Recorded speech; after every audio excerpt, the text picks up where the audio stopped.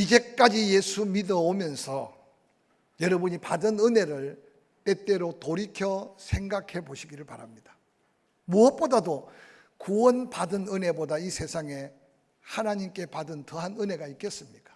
그런데 구원의 은혜 넘어 하나님은 일마다 때마다 그 택한 백성들 수없이 말씀하신 약속을 통해 지켜주시고 보호하시고 때로는 고쳐주시고 때로는 채워주셔서 우리 입술로 감사를 고백하며 하나님 앞에 나올 수 있는 것은 복을 받은 증거임을 기억하시기를 주의 이름으로 간절히 축원합니다. 그런데 우리가 받은 그 복음이 얼마나 가치 있는가를 때때로 세월 속에 묻혀서 희석되어 가는 경우가 얼마나 많은지 모릅니다. 예수 그리스도께서 갈보리 산상에 피 뿌리시고 그 목숨 온 인류의 대속의 제물로 드리심으로부터 초대교회 약 300여년은 복음이 들어가는 곳은 피 흘림이 없이는 그 복음이 열매가 맺지 않았던 흔적들을 볼 수 있습니다. 그래서 피로 얼룩진 초대교회 복음의 역사가 놀랍게도 한 전환점을 맞이하면서 엄청난 땅끝까지 복음화로 이루어지게 된 한 역사를 저는 소개하면서 우리가 받은 복음의 귀한 역사 속에 우리가 또한 이루어야 될 하나님의 역사를 도전하는 이 시간이 되기를 주의 이름으로 간절히 축원합니다. AD 312년 10월 28일 로마의 콘스탄틴 황제가 이 밀비우스 브릿지에서 참으로 엄청난 한 전쟁을 치르게 됩니다. 그 바로 전쟁의 대상자는 막센티우스 황제였는데 이 콘스탄틴 황제가 이 전쟁에서 이김으로 인해서 로마를 통일하며 하나님의 엄청난 새로운 역사를 이루게 된 한 전쟁사 속에 하나님의 역사를 소개하고 있습니다. 콘스탄틴 황제가 너무나 중요한 이 엄청난 전쟁을 앞두고 잠 못 이루면서 한 환상을 보게 됩니다. 하늘로부터 태양이 솟고 거기에 십자가가 비춰지는 환상을 보게 되는데 환상만 본 게 아니라 바로 이어서 뚜렷한 글씨로 인흑 시그노 빈체라고 하는 글자가 그 앞에 새겨집니다. 인혹 시그노 빈체라는 뜻은 이 표시, 즉 십자가로 말미암아 네가 승리하게 될 것이라는 놀라운 환상이고 환청이었습니다. 그는 잠에서 깨어나자마자 그가 본 십자가를 그의 모든 군사들 방패에 새기기 시작했습니다. 아무튼 그는 그 전쟁에서 승리하게 되고 로마를 완전히 장악하게 됩니다. 그 후에 AD 313년 2월에 밀레노 칙령이라고 하는 당시 로마 제국에 핍박받던 기독교가 공인화되면서 이제 압제했던 로마가 도리어 기독교를 비호하면서 복음이 증거되는 땅끝까지의 복음의 역사를 이루게 되었습니다. 이 콘스탄틴 황제의 어머니 헬레나는 엄청난 믿음의 여인이었습니다. 지금도 성지 순례를 가보면 이스라엘의 기념 성당 대부분이 이 콘스탄틴 황제의 어머니부터 시작되어서 아름다운 하나님의 영광을 위해 예배당을 건축했던 역사를 자랑합니다. 그 이후 초대교회 역사 속의 십자가는 상상할 수 없는 영향력을 미쳐가면서 곳곳에 교회가 세워지고 복음은 더 아름답게 확장되었던 역사를 보게 됩니다. 그러나 복음에 처음 시작될 때 그런 영광은 없었습니다. 예수님이 십자가에 달려 돌아가신 후에 그 제자들은 두려움에 사로잡혔습니다. 무서워 떨었습니다. 그리고 절망감에 사로잡혔습니다. 내가 사흘 만에 다시 살아나리라고 하신 복음을 분명히 예수님은 말씀하셨으나 그것을 믿는 제자들은 없었습니다. 그 엄청난 박해와 두려움 가운데 은혜 입은 자들이 있었습니다. 오늘 읽었던 본문 마가복음 16장 초반절 9절에 이런 말씀이 기록됩니다. 안식 후 첫날 이른 아침에 살아나신 예수님, 전에 7 귀신 들렸던 그 귀신을 쫓아내 주신 막달라 마리아에게 보이심으로 인하여 부활하신 예수 그리스도께서는 친히 제자들에게 자신을 드러내 보였습니다. 은혜 입은 막달라 마리아는 부활하신 예수 그리스도를 본 대로 그 부활한 예수 그리스도를 증거했습니다. 그런데 안타깝게도 제자들은 믿지 못했습니다. 이어지는 마가복음 16장 11절은 이렇게 기록합니다. 그들은 예수께서 살아나셨다는 것과 마리아에게 보이셨다는 것을 듣고도 믿지 아니하니라. 그 후에 그들 중 두 사람이 걸어서 시골로 갈 때 예수께서 다른 모양으로 그들에게 나타나시니 두 사람이 13절 가서 남은 제자들에게 일러서되 역시 믿지 아니하니라. 그 위에 11제자가 음식 먹을 때 예수께서 그들에게 나타나사 그들의 믿음 없는 것과 마음이 완악한 것을 꾸짖으시니 이는 자기가 살아난 것을 본 자들의 말을 믿지 아니했다라고 기록하고 있습니다. 막달라 마리아가 엠마오로 가는 두 제자를 통해서 또는 여러 사람들이 전하는 그 부활의 복음을 믿지 않았습니다. 그래서 예수님은 11제자가 먹고 있는 그 자리에 나타나셔서 그들의 믿음 없는 것과 마음이 완악한 것을 꾸짖고 계신 이 현장을 한번 상상해 보시기 바랍니다. 저는 오늘 이 말씀을 묵상하면서 우리 모두가 다 하나님의 은혜를 입고 구원의 감격 속에 살기 때문에 이 바쁜 시절 시간과 마음을 정해서 오늘 예배자로 있는 여러분을 축복합니다. 그러나 혹시 이 자리에 11제자들이 함께 떡을 떼는 그 자리에 나타나셔서 믿음 없음을 꾸짖으시는 예수 그리스도의 그 모습을 다시 한번 바라보며 그 예수 앞에 선 우리의 모습일진데 우리의 믿음의 현주소, 우리의 영적인 모습은 어떠한가 한번 자신을 돌이켜보는 기회가 되었으면 좋겠습니다. 그들 중에 3년 동안 주님을 따라다녔습니다. 갖가지 신앙의 고백도 했습니다. 수없는 이적과 기적을 친히 목도했습니다. 그러나 그들의 완악한 마음 속에는 메시아 되시고 그리스도 구속자 되신 예수가 아니라 예루살렘의 왕으로 오실 정치적 예수만을 기대했다가 한순간 무너지는 절망감, 거기에다 더한 박해로 인한 두려움에 사로잡혀 있었습니다. 그런데 예수님은 말씀대로 십자가에 달려 죽으시고 사흘 만에 부활하셨습니다. 그것도 그 당시에 유대사에 가장 천하게 여김받았던 7 귀신이 들렸다가 고침받은 막달라 마리아에게 먼저 보이시고 또 믿음 없어 엠마오로 도망가는 두 제자에게도 보여주신 부활하신 예수, 아무리 전해도 믿지 않는 그들의 모습을 한번 상상해 보시기 바랍니다. 사랑하는 성도 여러분, 오늘 이 아침에 먼저 여러분 안에 있는 예수 그리스도를 통해 받은 구원, 받은 사명, 받은 은혜, 바른 믿음의 고백으로 칭찬받는 믿음의 자리에서 하나님의 더한 능력, 하나님의 더한 은혜를 구하는 저와 여러분이 될 수 있기를 주의 이름으로 간절히 축원합니다. 예수 그리스도의 생생한 이 책망이 오늘을 사는 우리에게는 어떤 음성으로 들릴지, 믿음 없는 것과 마음이 완악한 것을 꾸짖었다. 왜냐? 자기가 살아난 것을 보고 전하는 그 복음도 믿지 않았기 때문이다. 오늘날도 전도해 보면 세상에 안 가보고 모르는 것들도 잘 믿으면서 내 생명과 내 미래와 영원한 내세가 다 걸려있는 거룩한 구원에 대한 비밀을 왜 그렇게도 믿기 더디고 믿어지지 않을까요? 그러나 우리는 낙심하지 않아야 되는 것은 오늘 제자들을 책망만 한 것이 아니라 그들에게 말씀하시기를 믿는 자와 믿지 않는 자의 운명적 결과를 그대로 말해줍니다. 믿으면 구원이다, 믿지 않으면 정죄가 있다.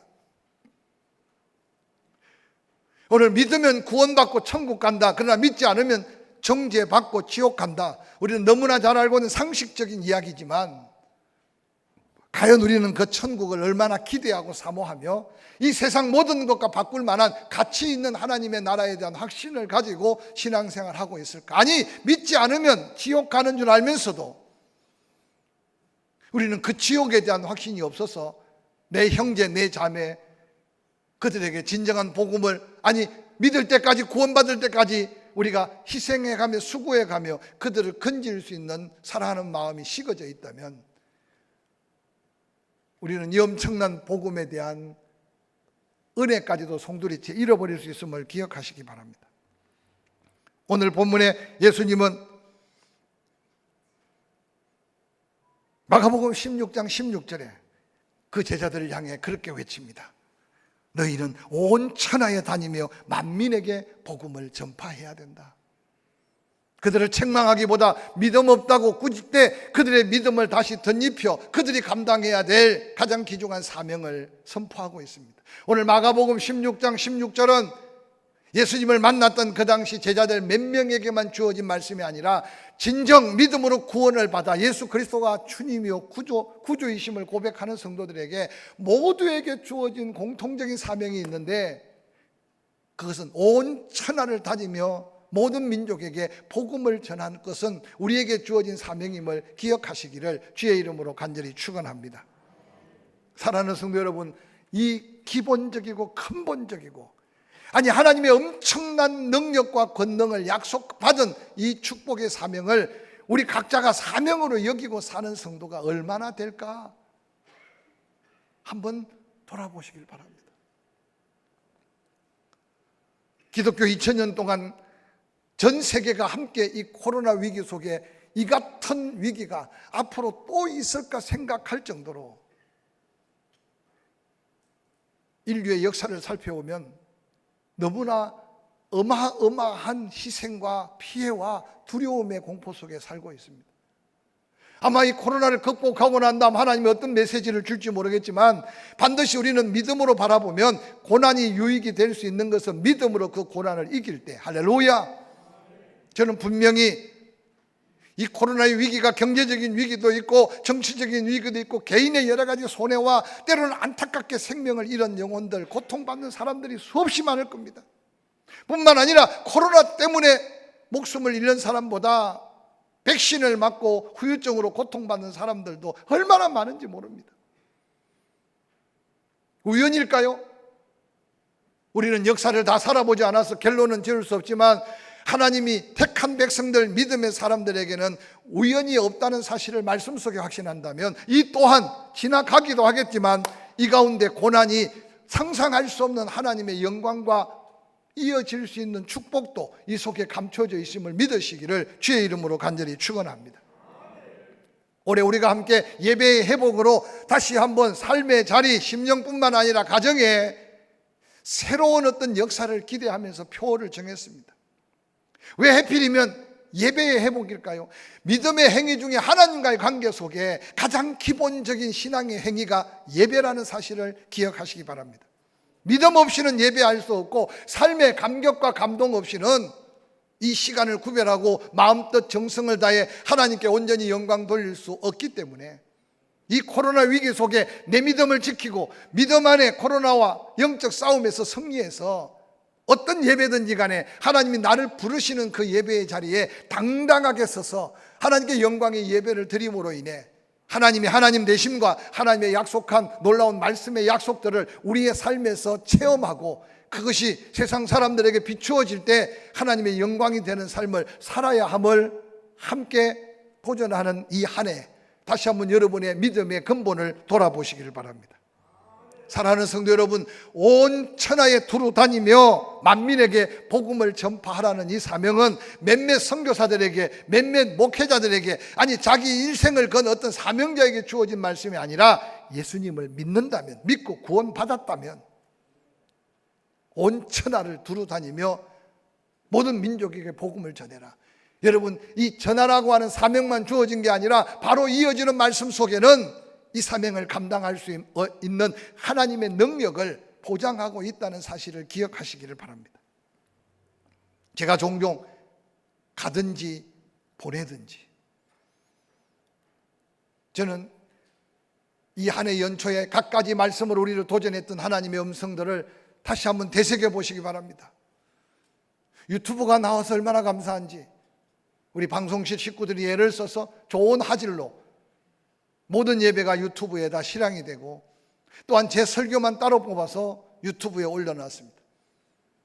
유튜브에 포항침례교회 그렇게 치고 나면 그 밑에 빨갛게 구독이라는 것만 눌러놓으면 유튜브에 들을 것 상식적인 게 많지만 그래도 구독이라고 빨간 걸 딱 누르면 예배 실황과 말씀들이 주르륵 우선적으로 먼저 보게 합니다.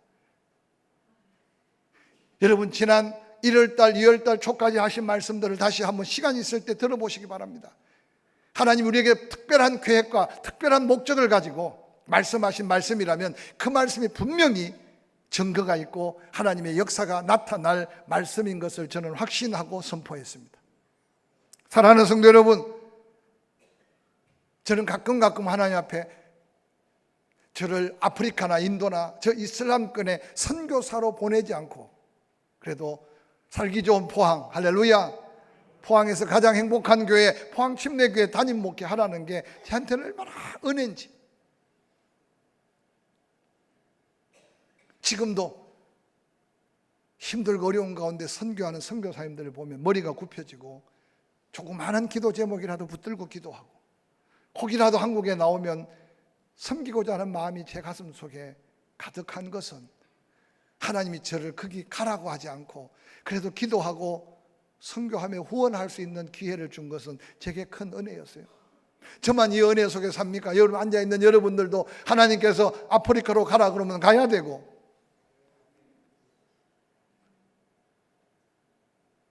저 필리핀 망향족에 가서 선교하라 그러면 가야 되는데, 그래도 하나님 우리를 많이 은혜 베푸시고 나의 체질과 나의 약함을 아시고 가라고 하지 않고 보내라고 하는 것은 은혜 중에 은혜인 줄 믿으시기를 주의 이름으로 간절히 축원합니다.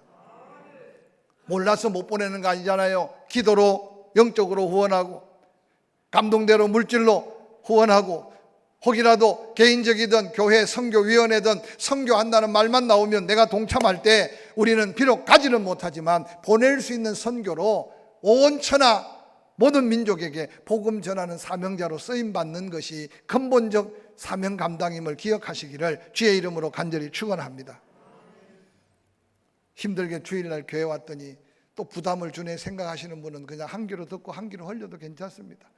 근데 내 헌금함에 선교 헌금 봉투가 있는데 1년 12달 단 한 칸도 내 마음을 다해 가든지 보내든지 사명 갖고 거기에 작은 물질이라도 보리떡 5개 물고기 2마리 같은 마음 갖고 드림이 없다면 여러분의 근본적 구원과 하나님 앞에 더한 능력을 구할 기본적 자격을 내 스스로가 잃어버리고 있지 않나 한번 도전 받으시길 바랍니다. 부활하신 예수님께서는 제자들을 불러 모으시고 말합니다. 사도행전 1장 8절은 우리가 너무나 잘 아는 말씀입니다. 오직 성령이 너희에게 임하신다. 성령이 누구에게 임합니까? 예수 그리스도를 나의 구주와 주님으로 고백하고 영접하는 그 순간 하나님은 우리의 구원받음의 확정을 위해 성령께 우리를 성령으로 충만케 하시고 성령으로 인치시고, 그래서 그 성령이 임함으로 하나님을 하나님으로 고백하게 되고 그 성령을 통해서 내가 죄인인 걸 깨닫게 되고 그 성령의 가르침을 통해 예수 그리스도를 구주로 고백함이 하나님 신 구원의 은혜임을 기억하시기를 바랍니다. 할렐루야.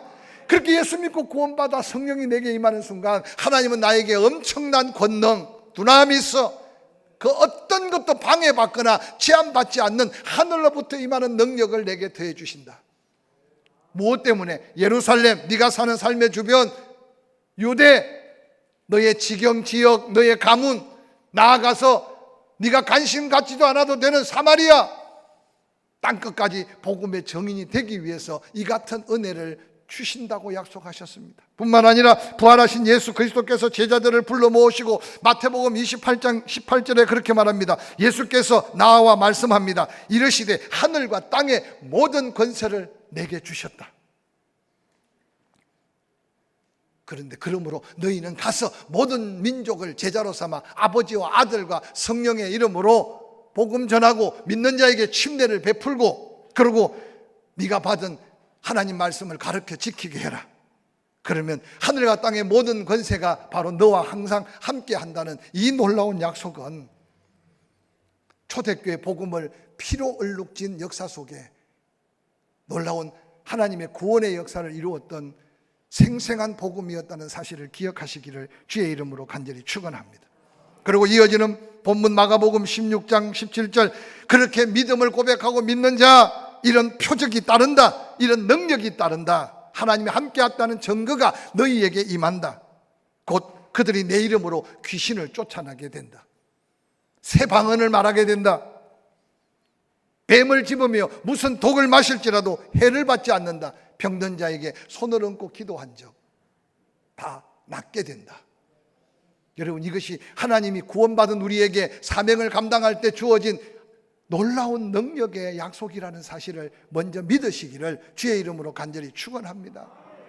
저는 이 말씀을 준비하면서 하나님께서 오늘 우리에게 은혜를 베풀어 주셨는데 그 은혜가 도리어 독이 되지 않았나 생각합니다. 이전에 병원을 찾을 수 없을 때는 아프면 무조건 기도했어요.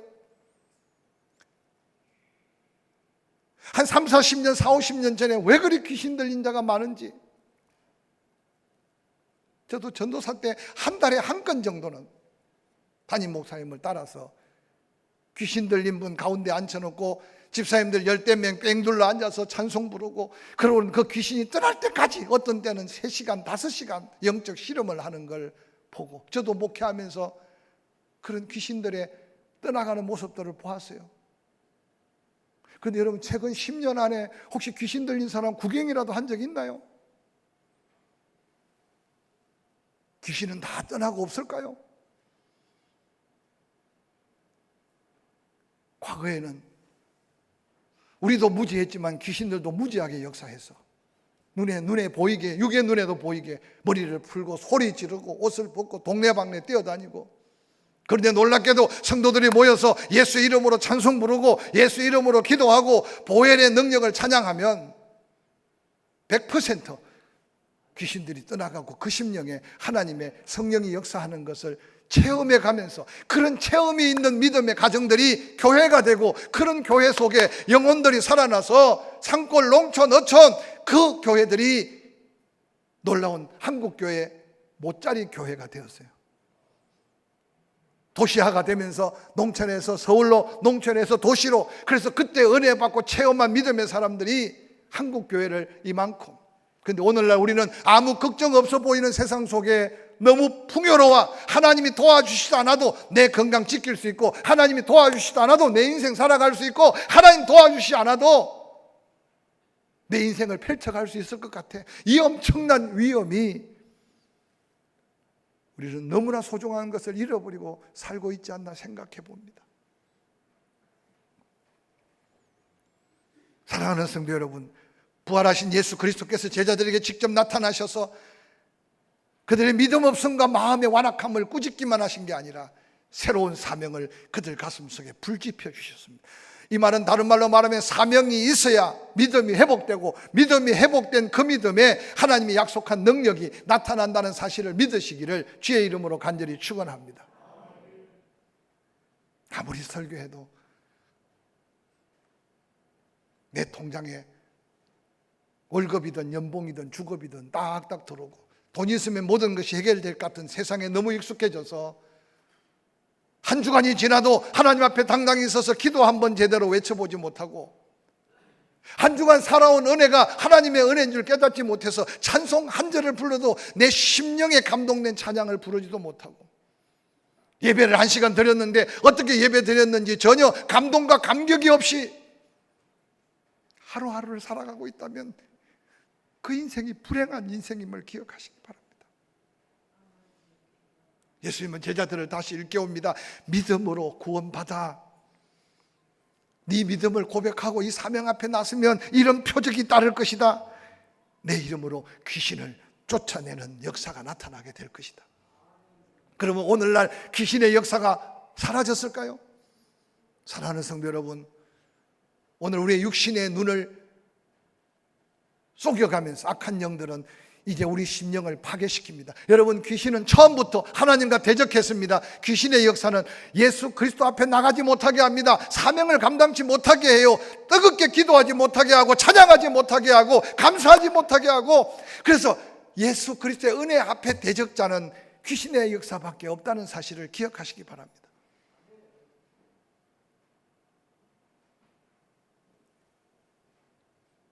코로나의 수치가 올라가면 예배 출석률이 떨어지고,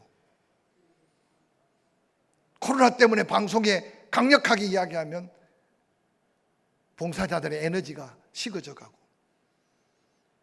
사랑하는 성도 여러분, 언제까지 뉴스에 따라서, 코로나 숫자에 따라서 우리가 하나님 앞에 서 있는 사명자의 모습이 달라져서 되겠습니까? 이전에는 코로나를 잘 관리해서 K방역이라고 했지만, 그 당시 수고한 의료진들, 예선분들, 그래서 우리는 때로 포항 땅만 해도 2명, 3명 확진자가 있어서 안심하고 삶의 전선에서 살았을 때도 있어요. 근데 300명이 넘어간 지 지금 계속되고 수많은 의료진들이 애쓰지만 이 지역뿐만 아니라 이 나라 세계 여러 가지 코로나 추세를 보면 변이된 코로나가 여러분 전염성의 위험은 있지만 견뎌볼만 하다는 게 지금 보편적. 그래서 이제는 코로나19에 대해서 5만 명이 10만 명, 10만 명이 20명 될 것은 예측하지만 누가 어떻게 코로나19를 완전하게 제압할 수 있다, 완전하게 방어할 수 있다 말하는 사람은 지금 뉴스를 아무리 봐도 거의 한 명도 없어요.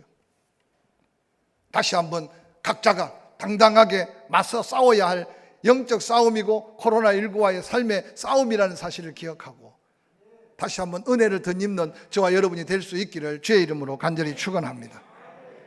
두려워할 것이 아니고 누가 나를 대신 지켜줄 수 있는 사회보장제도나 의료 시스템이나 정부가 아니라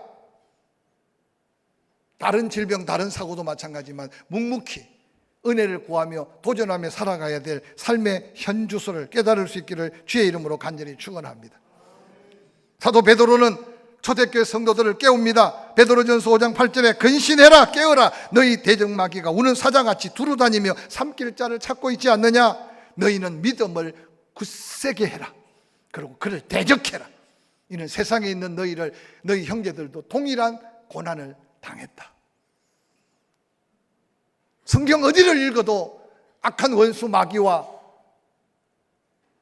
지혜롭게 잘 계산해보고 잘 타협해보고 함께 잘 동거해봐라고 말하는 사람 없어요.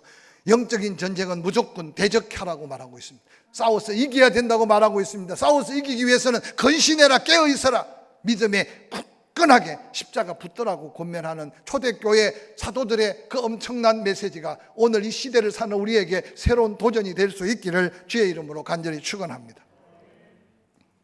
사도 바울은 에베소 교회 성도들과 초대교회 성도들에게 에베소서 6장 11절 그렇게 말합니다. 마귀의 간결을 능히 대적하기 위하여 하나님의 전신갑주를 입어라. 그 전신갑주를 취하여라. 13절 악한 날에 너희가 능히 영적 대적과 승리하여 모든 일을 행한 후에 당당하게 자기 사명의 자리, 자기 믿음의 자리 서기 위함이라고 권면합니다. 어떤 모습으로든지 기도하는 자리, 복음이 전거될 사명의 자리, 나눔의 자리, 섬김의 자리, 여러분 다시 한번 굳건히 서서 이 영적 전쟁의 승리함으로 삶의 형통을 다시 경험하는 저와 여러분이 될 수 있기를 주의 이름으로 간절히 축원합니다. 이어지는 17절에 믿는 자들에게 이런 표적이 따른다. 귀신들만 떠나가는 게 아니라 새 방언을 말하게 될 것이다. 뱀을 집으며 무슨 독을 마셔도 해를 받지 않게 될 것이다. 여러분 옛날 옛적 예수님이 제자들에게만 하신 말씀일까요? 그런데 오늘 한국교회 여러분 기적을 경험한 적이 언제입니까? 개인적으로든 공동체든 이 말씀은 여전히 믿고 구원받은 자에게 약속한 말씀임을 믿으시기를 주의 이름으로 간절히 축원합니다. 이 새 방언이라는 것은 성령의 은사 속에 기도로서의 방언을 능가하는 믿는 자에게 복음의 사명자로 쓸 때 모든 말에 새로운 말의 권세를 함께 약속하고 있습니다. 소망의 말, 희망의 말, 축복의 말, 바로 믿는 자에게 주시는 놀라운 하나님의 특권이요 축복입니다. 모두가 다 부정적이고 절망적이고 비판적인 언어로 판단하고 헤아릴지라도 하나님의 사람들 복음 전하는 그 입은 다시 한번 새로운 하나님의 언어로 거듭나고 변화되어서 하나님의 역사를 이루어야 할 줄로 믿으시기를 주의 이름으로 간절히 축원합니다.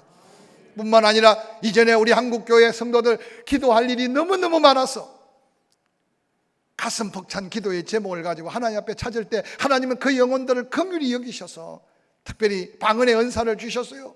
그래서 한순간 응어리지고 가슴 짓눌리는 수없는 기도 제목이 성령께서 강력하게 역사해서 한순간에 그 기도 제목이 한꺼번에 하나님께 빨려 올라갑니다. 그 순간에 혀가 말리고 알아들을 수 없는 말이지만 그 방언 기도가 끝나고 나면 속이 다 편해지고 응답의 놀라운 확신 속에 모든 근심을 이기게 하는 기도의 은사를 하나님께서는 더해 주신 적이 있었어요. 사랑하는 성도 여러분, 다시 기도해야 될 때임을 기억하시기를 주의 이름으로 간절히 축원합니다. 새벽에 온라인으로 기도하는 분들 너무 감사해요. 그러나 할 수 있으면 자리를 박차고 주의 성전에 다시 나의 사명의 자리를 찾는 것은 더한 은혜가 있을 줄로 믿으시기를 주의 이름으로 간절히 축원합니다. 깨어 있을 수 없는 분은 깨어 있기 위해서 6시에 온라인 예배를 쏘고 있어요. 조금만 더 시간 조절하셔서 그래도 이날 하루 하나님 우리에게 어떤 말씀을 주실까 사모하는 마음 가지고 단 1분이라도 기도하는 그곳에 하나님은 우리에게 새로운 역사를 맛보게 하실 줄로 믿습니다. 오늘 우리는 독사를 손으로 만질 일도 없고 무슨 독을 마실 일도 없습니다. 그러나 초대교회 비일비재하게 이런 핍박들을 받았습니다. 사도 바울이 로마로 호송당할 때 불에서 튀어나온 독뱀을 만지는 순간 뱀에 물렸습니다. 그 지역에 사는 수많은 사람들이 몰려와서 아이고 저도 죽었다. 그런데 사도 바울은 뱀에 물렸지만 아무런 증상이 나타나지 않았습니다. 그 사건 하나로 그 마을에 있는 모든 사람이 바울이 전하는 복음, 부활하신 예수의 이름의 권능을 경험하게 되었습니다.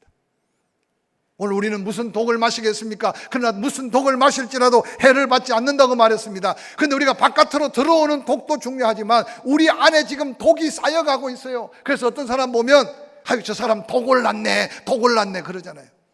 성인병의 모든 것들이 지금 필요 없는 것들이 내 몸에 쌓여서 그게 암이 되거나 그게 치명적인 질병으로 오는 경우가 얼마나 많은지 모릅니다. 근데 오늘 하나님은 우리에게 말씀하셨어요. 믿는 자에게 이런 표적이 따라온다. 독을 가진 뱀을 만져도 독을 타지 않을 것이고 그 독이 내 안에 있을 때 그 독을 해독하는 하나님의 역사로 인해 하나님의 영광을 드러낼 것을 약속하셨습니다. 뿐만 아니라 병든 자를 위해서 기도해라. 여러분 치유하는 여호와 라파의 하나님은 알고 예수님이 가는 곳곳마다 안전병이 이르시고 눈먼 자를 소경떠게 하시는 하나님의 역사를 믿으면서 내 몸은 하나님 앞에 맡기지 못하고 살지 않습니까? 지금도 선교지에는 이런 표적과 기적으로 복음이 전해지고 있음을 기억하고 아니 알 수 없는 그들까지 갈 것 없고 우리의 선조들이 예수 믿을 때 병원 갈 수 없는 상황 속에 돈 없어 못 가고 병원이 없어서 못 가고 기도해서 고침받는 기적들이 수없이 많았어요. 근데 오늘날은 병원 가면 살려줄 것 같고 병원 가면 다 해결될 것 같고 그래서 병원 찾는 시간은 많은데 기도하는 시간은 없어. 이게 오늘 우리의 현실이기 때문에 이 약속받은 능력을 우리가 제대로 누리지 못하고 사는 이 지경을 통회하는 마음으로 다시 돌아설 수 있기를 주의 이름으로 간절히 축원합니다. 따라서 믿는 자에게 이런 표적이 나타난다. 우리가 이런 증거 속에 내 믿음이 당당하게 서야 구원받지 못한 영혼들 복음의 통로가 되어서 그들을 살리라고 포항 한가운데 우리를 이곳에 지금까지 지켜주시고 인도하신 줄 믿으시기를 주의 이름으로 간절히 축원합니다.